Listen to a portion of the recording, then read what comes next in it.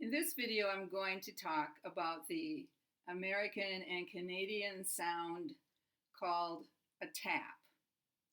And I think it's important to understand the tap for your listening comprehension. I hope you've watched my other video on T and D in the middle of words because that will be a good place to start. Okay, I put these words on the board.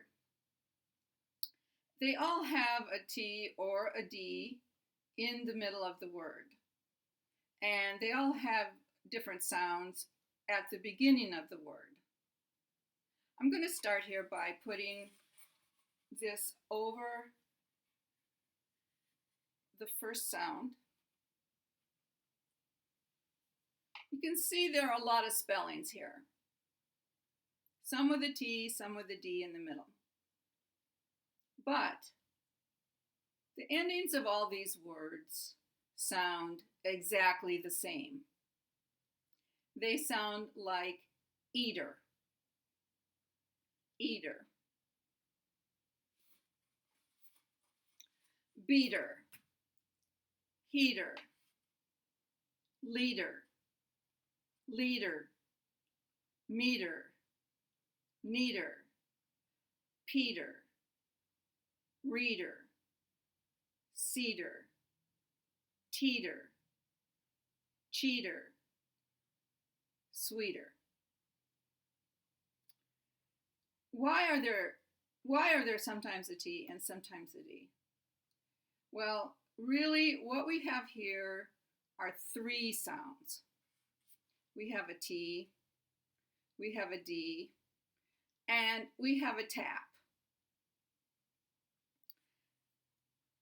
A tap doesn't have a letter of the alphabet to represent it the way that a T and a D do. So a T and a D have to substitute or take the place in spelling for a tap. But there is a symbol for a tap, and that's in the International Phonetic Alphabet. And here's the symbol for a tap in the IPA. Sometimes it's helpful to know a little bit about the IPA when we have sounds that don't have a letter from the English alphabet that we can use. Okay, when we have a tap in the middle of a word, why is there a tap in the middle of the word? We have a vowel before, we have a vowel after. But a tap can only occur when there is stress on the vowel in front of the T. If the stress is on the vowel after the T, then we don't have a tap.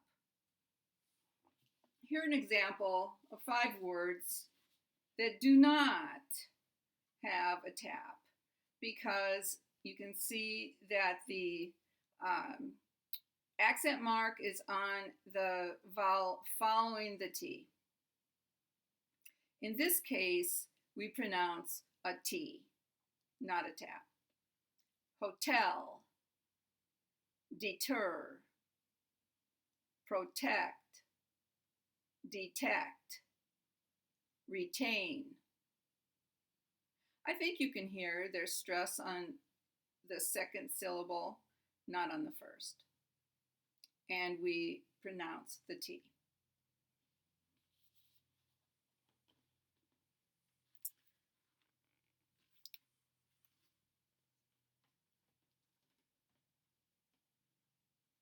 Okay, I've chosen these 3 words, teetered, tattered, tutored, because these 3 words contain all 3 sounds. They begin with the T sound. They have a tap in the middle, and they end with a D sound. Teetered, tattered, tutored. So let's look at how we produce a tap. A tap is similar to a T and a D. It's similar to a T because a T, the tongue comes up,